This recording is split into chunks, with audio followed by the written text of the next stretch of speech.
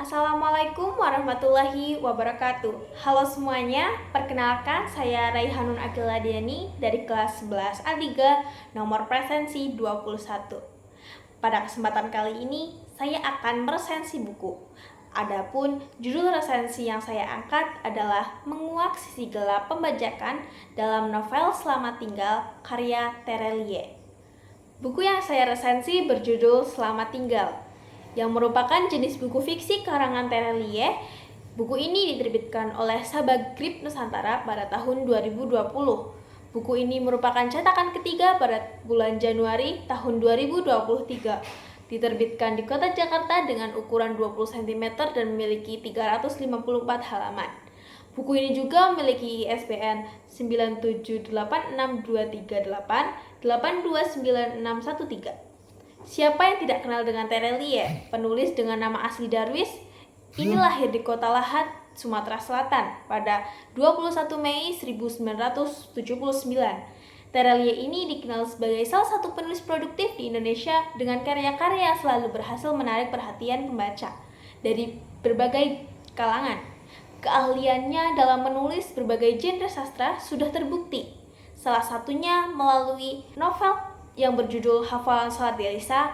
Buku ini tidak hanya menjadi bestseller, tetapi juga berhasil diadaptasi ke layar lebar dan mendapat sambutan hangat dari para penonton. Hingga kini, Terelie telah menerbitkan lebih dari 50 buku.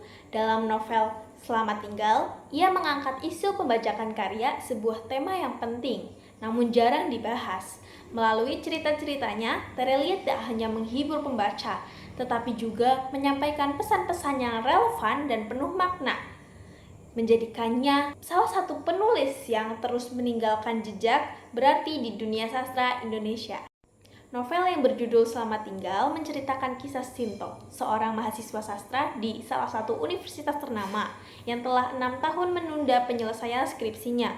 Sintong juga bekerja menjaga toko buku bajakan milik pamannya sebagai bentuk balas budi, karena pamannya telah membiayai kuliah dan kebutuhan hidupnya. Perjalanan Sintong berubah ketika ia menemukan buku karya seorang penulis legendaris bernama Sutan Pane di toko bajakan tersebut. Buku ini membangkitkan semangat Sintong untuk menyelesaikan skripsinya dan kembali menulis puisi bertemakan politik yang menjadi ciri khasnya. Dalam proses ini, Sintong bertemu dengan Jess, mahasiswi ekonomi yang membuatnya jatuh hati. Dan dia juga membantu penelitian tentang Sutan Pane. Namun, seiring perjalanan mencari jejak Sutan Pane, Sintong mulai menyadari sisi gelap pembajakan.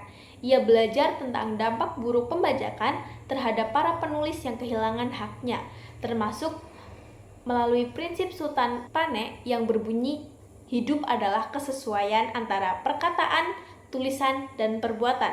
Kata-kata ini mendorong Sintong untuk bertekad meninggalkan dunia pembajakan, meskipun harus menghadapi konflik dengan keluarganya. Novel Selamat Tinggal memiliki daya tarik yang kuat berkat judulnya yang sederhana namun penuh makna. Dua kata ini membangkitkan rasa penasaran, memberi kesan mendalam meskipun maknanya baru benar-benar terungkap setelah membaca keseluruhan cerita.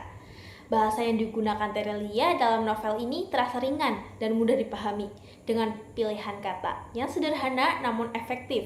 Cerita ini dapat dinikmati oleh pembaca dari berbagai kalangan tanpa kehilangan kedalaman pesan yang ingin disampaikan.